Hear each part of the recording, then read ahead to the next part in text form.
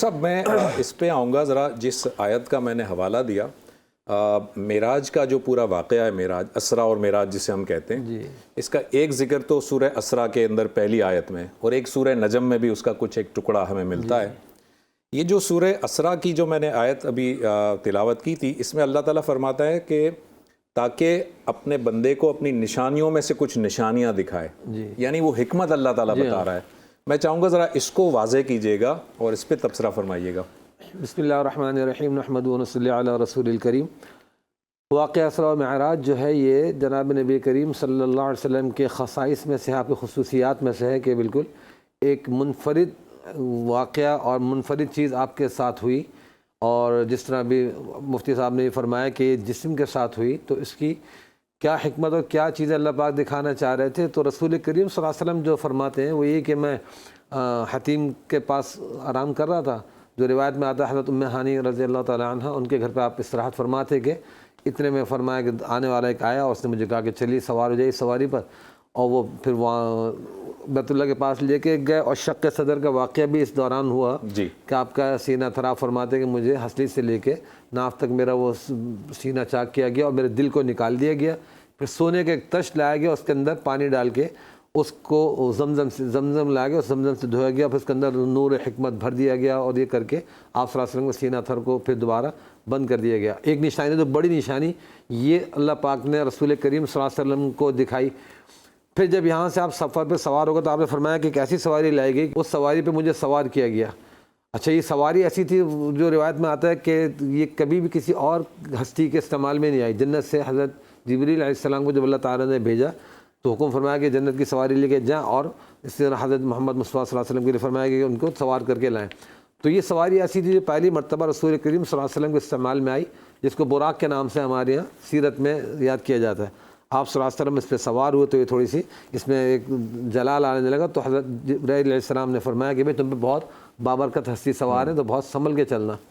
تو یہاں سے جب آپ کا سفر شروع ہوتا ہے تو اس سفر کے دوران آپ نے مختلف نشانیاں جو پیدر پہ دیکھتے گئے، تو اس کا جو مختصر میں ذکر کروں کہ ایک جگہ کوئی بڑھیا اس نے اپنی طرف متوجہ کرنے کی کوشش کی، سلام نہیں بلکہ متوجہ کیا اپنی طرف، بلایا، آپ بڑھنے لگے تو حضرت جبریل نے کہا آپ اس کی طرف التفات مت کیجیے، چھوڑ دیجیے۔ بعد میں بتایا کہ وہ دنیا ہے، اور دنیا کی مثال کی طرح کہ جس طرح یہ بڑھیا عورت اس کی زندگی میں کچھ دن باقی ہیں، تو دنیا بھی اسی طرح فانی ہونے والی ہے۔ اسی طرح حضرت ابراہیم خلیل اللہ کے بارے میں آیا کہ وہ سلام کیا تو فرمایا کہ وہ تھے، اور یہ بھی آپ صلی اللہ علیہ وسلم نے فرمایا کہ بھئی میں نے ایک جگہ گزرتے ہوئے دیکھا کہ وہاں پہ حضرت موسیٰ علیہ السلام جو قبر کے اندر اپنے نماز پڑھ رہے ہیں۔ ایک جگہ آپ نے فرمایا میں نے دیکھا کہ عرفات سے وہ احرام پہن کے گزر رہے ہیں۔ یہ ساری چیزیں اللہ پاک نشانی ان کو مختلف آپ صلی اللہ علیہ وسلم کو دکھا رہے ہیں، اور اس طرح آپ گزرتے آ رہے ہیں۔ آپ کو حضرت جبریل علیہ السلام نے 3 مقامات پر اتار کے نماز بھی پڑھوائی۔ ایک جگہ وہ فرمایا گیا یہاں اتریے 2 نفل پڑھیے، آپ نے پڑھ لیے، تو فرمایا کہ یہ مدینہ کی جگہ ہے، یہاں پہ آپ کی ہجرت ہوگی۔ پھر ایک بیت اللحم کے مقام پہ آپ کو وہاں پہ 2 رکعت نماز پڑھوائی انہوں نے حضرت جبریل علیہ السلام نے، اور اسی طرح طور سینہ پہ بھی نماز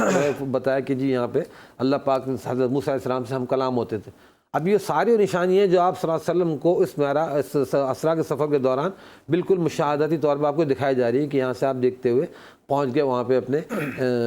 بیت المقدس۔ وہاں بھی پہلے آپ نے اتر کے جہاں سواری بنائی وہاں مسجد میں داخل ہو، 2 رکعت پڑھی، پھر اندر جب داخل ہو تو تمام انبیاء کرام علیہ السلام کا مجمع تھا۔ اب یہ وہ ساری بڑی بڑی نشانیاں ہیں کہ جس کو یعنی حدیث میں بڑی تفصیل سے آپ صلی اللہ علیہ وسلم نے بیان فرمایا ہے کہ وہاں جب یہ تو سب سے بڑی نشانی کہ تمام انبیاء کرام جمع ہیں، پھر ان کا یہ بھی آتا ہے کہ ایک تو آپ صلی اللہ علیہ وسلم نے امامت فرمائی ان کی، یہ سب سے بڑی آپ کی اعزاز والی بات ہے کہ اولین آخرین جتنے بھی انبیاء کرام تھے ان کی امامت بھی فرمائی۔ آپ میں پھر یہ بھی آتا ہے کہ ان میں جو بڑے اولین انبیاء کرام تھے، جلیل القدر حضرت ابراہیم خلیل اللہ، حضرت موسیٰ کلیم اللہ، حضرت عیسیٰ روح اللہ وغیرہ، ان سب نے وہاں مختصر خطاب بھی فرمائے، اور سب نے اپنے اپنے بارے میں جو اعزازات اللہ تعالیٰ نے دیے تھے کہ اللہ نے مجھے خلیل بنایا، حضرت موسیٰ نے فرمایا کہ اللہ نے مجھے کلیم بنایا، حضرت عیسیٰ نے فرمایا کہ اللہ تعالیٰ نے مجھے معجزے دیے کہ میں بینے کو بینا کر دیتا تھا، اس کے سر پہ ہاتھ پھیرتا تھا۔ یہ اس طرح کے سب نے خطابات فرمائے۔ پھر جناب نبی کریم صلی اللہ علیہ وسلم نے آخر میں خطاب فرمایا، اپنی خصوصیات بیان فرمائی کہ مجھے شفیع المذنبین، رحمۃ للعالمین، اور یہ سارے مقامات سے اللہ پاک نے نوازا ہے۔ تو میں سمجھتا ہوں کہ یہ بڑی بڑی نشانی ہے جن کو آپ صلی اللہ علیہ وسلم نے اپنی آنکھوں سے دیکھا اور امت کو پہنچائی ہم تک۔ ٹھیک ہے مفتی صاحب، یہ جو ابھی فرما رہے تھے ڈاکٹر صاحب، ہم تھوڑا سا پہلے واقعاتی تفصیل کو دیکھ لیتے ہیں، اس کے بعد اس کے پیغام کی طرف آئیں گے۔ تو واقعات میں آپ نے فرمایا جیسے کہ یہ جو سواری پیش کی گئی جس کو ہم براق کہتے ہیں، حضرت جبرائیل نے فرمایا کہ بھائی اس سے پہلے کبھی ان پہ کوئی سوار نہیں ہوا. ہم تاریخ میں جب دیکھتے ہیں تو ہم دیکھتے ہیں دیگر بہت سارے انبیاء کے لیے بھی براق کی سواری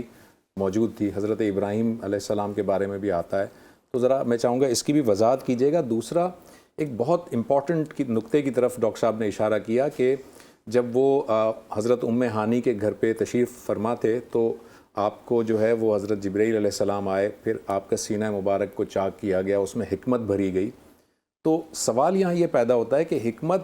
بھرنے سے کیا مراد ہے, کیونکہ آپ تو سراپا حکمت ہیں, آپ تو ہمیشہ سے حکمت تھے, تو مزید حکمت بھرنے سے یہ ذرا میں چاہوں گا ناظرین کی وضاحت کے لیے فرمائیے گا. جی, آپ نے بہت اہم جانب توجہ دلائی ہے. دیکھیے کہ نبی کریم صلی اللہ علیہ وآلہ وسلم کے جو معراج کے واقعات ہیں جو کتب احادیث میں بیان ہوئے ویسے ہی ہیں, لیکن یہاں یہ بات بھی ذہن نشین رکھنی چاہیے ہمارے ناظرین کو کہ ہم وہ لوگ ہیں جو یہ کہتے ہیں کہ نبی پیدا ہوتے بالقوہ بالفعل نبی ہوتا ہے, اعلان نبوت بعد میں ہوتا ہے. حضرت عیسیٰ علیہ السلام نے تو پنگوڑے میں کہہ دیا تھا کہ انی عبداللہ آتانی الکتاب وجعلنی نبیا وجعلنی مبارکہ. تو یہ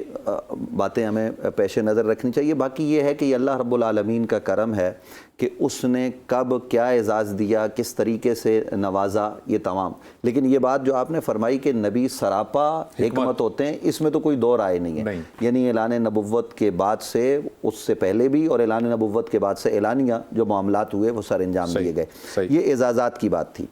تو نبی کریم صلی اللہ علیہ وآلہ وسلم جو حضرت ام ہانی کے گھر سے, جیسے حضرت نے ابھی فرمایا, مسجد اقصیٰ تک اور وہاں انبیاء کی امامت کی بابت, یاد رکھیے کہ حضور علیہ السلام کا ایک فرمان ہے, انا امام المرسلین لا فخرہ, میں نبیوں کا امام ہوں, اس پر فخر نہیں کرتا. تو میرے ذہن میں یہ بات آتی ہے کہ فخر کی بات تو ہے, فخر کی بات تو ہے. موسیٰ پیچھے کھڑے ہیں, وہ اللہ سے کلام کرنے والے اتنے بڑے پیغمبر, ابراہیم, اسماعیل, یوسف, یونس, دانیال اور جناب یوشع, نوح, جناب حضرت آدم, یہ سارے پیچھے. آپ مقتدا ہیں, وہ مقتدی ہیں, بات فخر کی ہے, کرتے کیوں نہیں؟ تو عشق جواب دیتا ہے کہ یہ حضور کے لیے فخر کی بات نہیں کہ وہ نبیوں کے امام بن گئے, یہ تو نبیوں کے لیے فخر کی بات ہے کہ امام المرسلین ان کے امام بن گئے ہیں. سبحان اللہ. تو یہ باتیں ہمیں بہر صورت واقعہ معراج میں پتہ لگتی ہیں کہ ہمارے نبی کا مقام و مرتبہ کیا ہے, آپ کی رفت کیا ہے. اچھا, اس میں یہ بھی ڈاکٹر صاحب میں عرض کر دوں کہ کسی نبی کی تنقیس مقصود نہیں ہے ہمارا, ہم تمام نبیوں کی عظمت کو سلام کرتے ہیں, اور نبی کریم صلی اللہ علیہ وسلم کی جو شان وراء الورا ہے اس کو ہم جو ہے وہ اس لمحے پیش نظر رکھے ہوئے. اور نبی علیہ السلام کو جو معراج عطا ہوئی ہے, باقی انبیاء کو بھی معجزات ملے. اب دیکھیے کہ کلیم اللہ جناب حضرت موسیٰ علیہ السلام ابھی بتایا گیا, تو وہ جب اللہ سے کلام کر رہے ہیں, ہم کلام ہو رہے ہیں, تو ہم کلام ہوتے ہوتے ویسے بھی ہم کسی سے ٹیلی فون پہ بھی آج کل بات کر رہے ہوں تو ایک دن دل چاہتا ہے کہ اس آدمی کو بالمشافہ بھی دیکھیں. تو اب حضرت موسیٰ علیہ السلام نے کہہ دیا نا, رب ارنی انظر الیک, تو جواب کیا آیا, لن ترانی, موسیٰ تو نہیں دیکھ سکتا. یہ نہیں کہا کہ کوئی نہیں دیکھ سکتا, کہا موسیٰ تو نہیں دیکھ سکتا. تو فلما تجلی ربہ للجبل جعلہ دکا وحر موسیٰ صعقا,